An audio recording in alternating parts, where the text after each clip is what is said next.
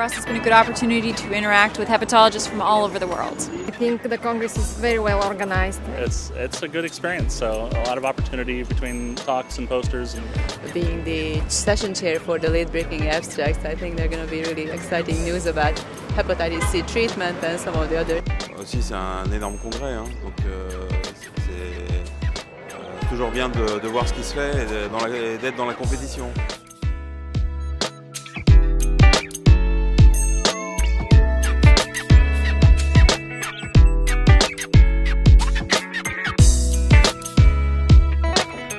Bonjour Philippe, bienvenue sur le port de San Francisco où il fait un temps magnifique.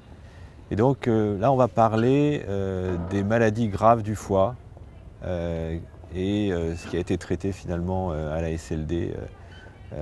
Voilà, on aimerait avoir ton avis sur ce sujet-là. Il y a des choses importantes qui ont été dites. L'une des premières, c'est une étude qui a été présentée par le docteur Sharma, qui montre que non seulement on savait qu'il y a un risque lié de cancer dans la maladie, dans la cirrhose, mais ce qu'on appréhendait déjà, et c'est une étude confirmatoire, mais elle est très bien faite, elle est robuste, c'est que la cause de la cirrhose est associée avec un risque plus important, est associée avec un risque qui varie de carcinome hépatocellulaire du foie.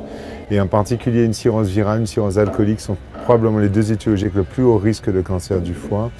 Inversement, le risque serait intermédiaire dans les patients ayant une stéatohépatite et il serait très faible dans les patients ayant une hépatopathie auto-immune.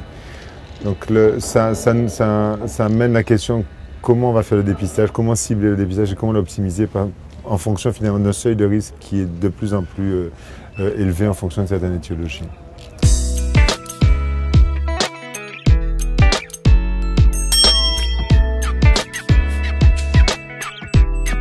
I think the main results that we show in our study are that the rates of hepatocellular carcinoma, which is cancer of the liver, vary strongly depending on the etiology, which means the cause of the cirrhosis. So we know that patients with scarring of the liver or liver cirrhosis have a very high risk of developing liver cancer. But what we show is that the cause of that cirrhosis is also a factor. So for example, patients who have hepatitis B or hepatitis C have a higher risk of developing liver cancer through cirrhosis than patients who have other conditions of the liver, such as autoimmune hepatitis or primary biliary cirrhosis, which are immune-mediated diseases of the liver. So I think that's the main message of our study. Les autres informations qui sont intéressantes, c'est les problèmes de données de mortalité. Et je trouve que les données de mortalité américaines sont intéressantes pour un ensemble de raisons, parce que c'est probablement le pays où l'accès au traitement est le plus faible. Le C est un accès, peu de malades ayant une infection virale C sont traités aux États-Unis. Et inversement, dans l'infection virale B, ils ont fait beaucoup d'efforts avec la vaccination. Il y a un accès thérapeutique qui serait un peu plus élevé qu'il ne le serait dans le C. Mais en tout cas, la vaccination est importante. Dans un travail qui a été présenté, ils regardent les courbes de mortalité. Il y a plusieurs informations. La première, c'est que le VIH, l'infection VIH qui a entraîné, ou pour laquelle il y a eu une intervention des hommes politiques, et c'est les médecins qui ont sensibilisé les hommes politiques à la gravité de cette maladie, on voit que la mortalité du VIH est très faible par rapport à la mortalité de l'infection virale C ou B. Le principe n'est pas de mettre des maladies en compétition, c'est de regarder tout ça. Pourquoi? Parce qu'en hépatite C, c'est une mortalité qui survient à long terme et on voit que le système, dans les études américaines, il y a une mortalité qui ne cesse d'augmenter. À l'inverse, dans le virus B, avec une vaccination, il y a une diminution de la mortalité du B qui montre bien que si on fait de la prévention, si on fait du traitement, parce que ces deux événements conjointement vont diminuer la mortalité du C. Donc l'autre élément à prendre en compte, c'est finalement l'accès au traitement, et c'est le point principal, et le dépistage. Et si les gens savent qu'ils sont infectés, ils vont modifier leur pratique, en particulier leurs habitudes de vie. Et toujours dans ce travail, ce qui montrait, c'est que si tu cumules les choses, tu es VIH, tu as une hépatite C et tu as une consommation excessive d'alcool, tu vas augmenter ton risque. Mais pour que tu changes tes habitudes, eh bien, il faut pour cela que tu sois informé, et on revient encore à la case du problème dépistage. Et le dernier point, c'est que bien que je ne sois pas un expert de l'infection VIH, il y a quelque chose qui est très troublant, c'est que la mortalité ne diminue pas. Et là, encore une fois, on revient au problème de la santé publique et du problème des dépistages et du modification des pratiques, parce qu'il reste une mortalité, puisque quand on regarde l'infection VIH, elle est stable, c'est inquiétant. Dans le C, c'est encore plus angoissant, elle augmente. Et un deuxième point, elle augmente surtout dans la catégorie d'âge de 45-65 ans qui, encore une fois, fait intervenir le problème d'une maladie qui évolue sur un certain nombre d'années. Tout ça sont des données importantes, Philippe, je crois.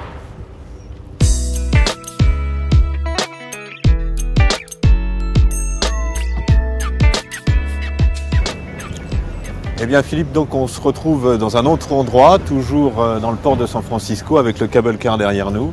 Et donc, mais j'aimerais que tu reviennes sur les comorbidités, parce que je trouve que en clinique c'est quelque chose qu'on n'appréhende pas assez, le rôle de ces comorbidités. On a pris de l'altitude, tu es d'accord? Je suis d'accord. Non, plus sérieusement, le problème des comorbidités est important parce que dans l'infection virale B, on avait classiquement l'impression que seul le virus B a été associé à la mortalité. Là, il y a un travail très important qui a été présenté qui montre que les patients diabétiques ont un risque plus important de développer une cirrhose et un cancer. Ça avait déjà été suggéré aussi pour l'alcool et le virus B. On revient à la question qui est que maintenant, il faut absolument gérer les comorbidités ensemble. Un malade qui a une infection virale B et un diabète, même si tu contrôles l'infection virale B, tu dois définitivement t'assurer est-ce qu'il n'y a pas une partie de la maladie qui est liée à l'autre comorbidité. Dans les comorbidités, l'une des plus importantes, c'est le problème des co-infections virales, VIH, VHC. On sait qu'il y a une acceptabilité de la biopsie qui est faible parce que ces malades-là refusent souvent la biopsie. Et tu sais que j'ai été complètement biaisé par Thierry Poinard. J'étais depuis longtemps convaincu que les méthodes non invasives ont une place importante.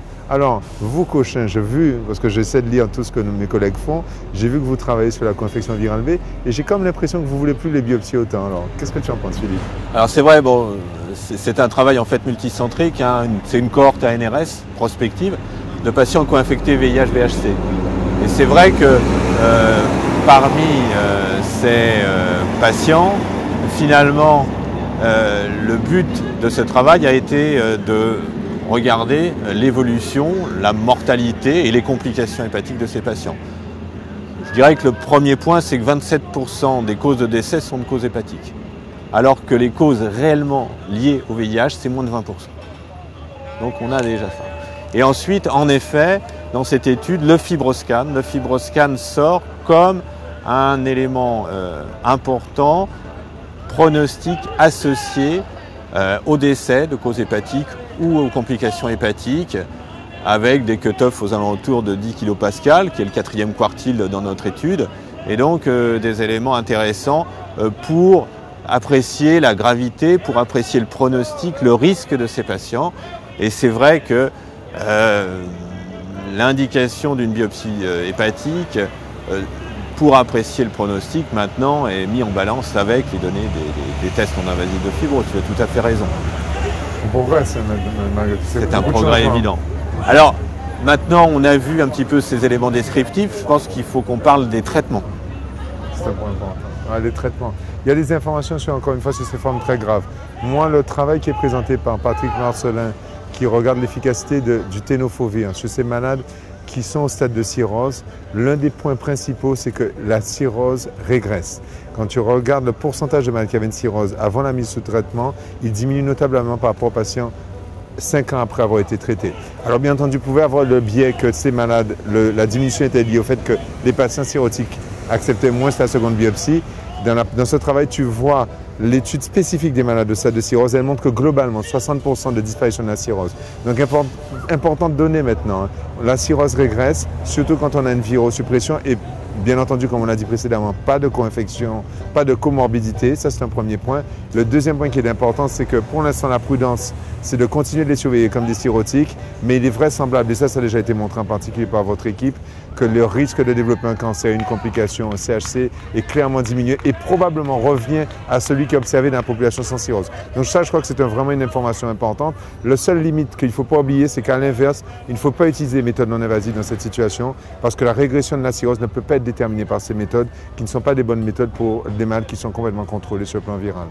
L'autre information, et je pense que là, elle est vraiment importante, comme les autres d'ailleurs, mais il faut en tout cas passer un petit moment, dessus. C'est le problème de ces patients qui font des réactivations virales sévères avec une insuffisance hépatocellulaire. Ce qu'on sait, c'est que quand tu traites un malade par la mivudine par rapport à l'absence de traitement, ça c'était ses premiers travaux, on a vu un bénéfice de survie. Un nombre de malades qui n'étaient plus des candidats à la greffe, un nombre de malades dont la fonction hépatique était améliorée. De ça, j'avais vraiment honnêtement cru que disposer d'un nouveau traitement, donc plus efficace que la lamivudine, par exemple l'entecavir, ce qui a été présenté là, te permettrait d'obtenir un bénéfice de survie. Ce que cette étude montre, c'est qu'effectivement, tu les contrôles mieux sur le plan virologique, tu les contrôles mieux sur le plan biochimique, mais la fonction hépatocellulaire et le décès restent similaires. Le message principal, c'est que quand vous avez une décompensation hépatique B sévère, même si le patient est contrôlé sur le plan virologique, il vaut mieux l'adresser à un centre de référence parce qu'un certain nombre d'entre eux ne vont pas tirer bénéfice du contrôle virologique et vont être à risque élevé de décès. Et ça, c'est un message que je crois vraiment important. Le dernier, c'est que la thrombopénie était un problème majeur pour le traitement. On avait des difficultés à proposer un traitement à ces patients thrombopéniques. Il y a les résultats qui ont été présentés de l'étude Enable 1, testant la thrombopoïétine, un analogue qui est l'L-thrombopag. Le schéma de l'étude, c'était débuter par le traitement, restaurer le taux de plaquettes au-dessus de 90 000 et dans un deuxième temps, randomiser les malades avec L-thrombopag versus pas d'L-thrombopag. Cette étude est positive sur tous les critères de jugement, en particulier le critère de jugement principal. Tu as une meilleure réponse virologique chez ces malades. A priori, pas beaucoup d'effets secondaires, ce qui est un point d'importance, parce que c'était l'une des inquiétudes que l'on avait.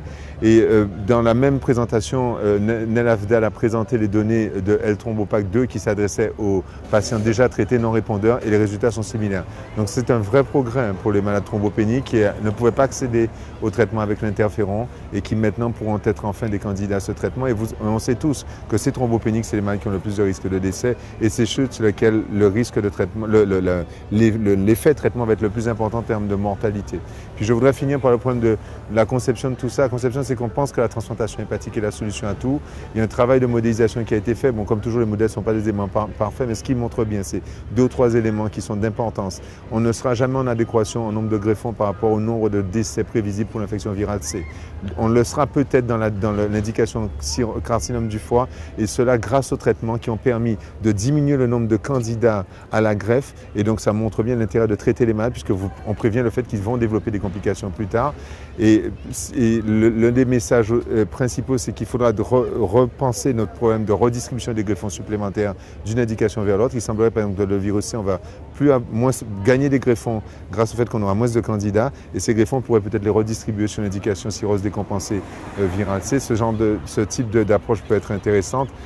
Ça souligne aussi que si on veut vraiment que la transplantation modifie la mortalité en population, il faut augmenter le don d'organes.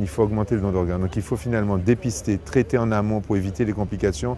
Et pour que ces malades qui développent les complications malheureusement aient une option, il faut augmenter le don d'organes.